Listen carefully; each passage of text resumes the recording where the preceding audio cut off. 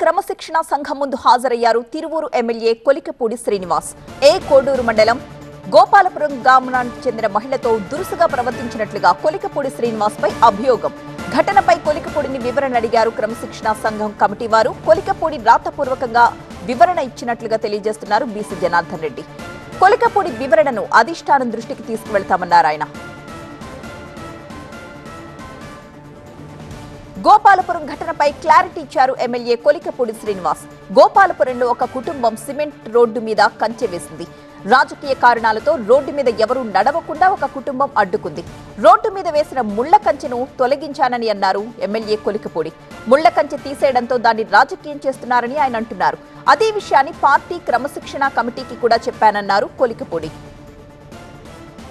ప్రభుత్వం నిర్మించిన cement road మీద ఒక వైసీపీ వార్డు సభ్యులు వాళ్ళ కుటుంబం సిమెంట్ ఒక కంచె వేస్తే ఆ రోజు నేను వెళ్ళిన సందర్భంగా నా దృష్టికి తీసుకొస్తే ఓఎస్ఎస్ ఫర్టిలిటీలో ఇక్కడ ప్రతి అడుగులో ఎక్స్పీరియన్స్ డాక్టర్స్ ఉంటారు. In the good hands of science. Mummy daddy అవ్వాలంటే ఓఎస్ఎస్ కి కాల్ చేయండి.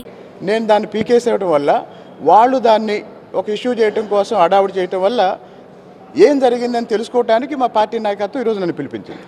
ప్రజలందరి కోసం వేసిన ఆ సిమెంట్ రోడ్డుని ఒక కుటుంబం ఆపేస్తే తీయాల్సిన బాధ్యత కూడా ఎమ్మెల్యేగా నా మీద ఉంది. అక్కడ పెద్ద ఇష్యూ ఏం జరగలేదు.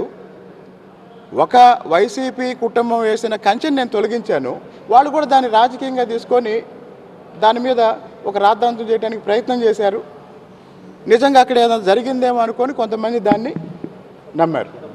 కమిటీ మెంబర్లు ఆ రోజు ఏం జరిగిందని అడిగారు.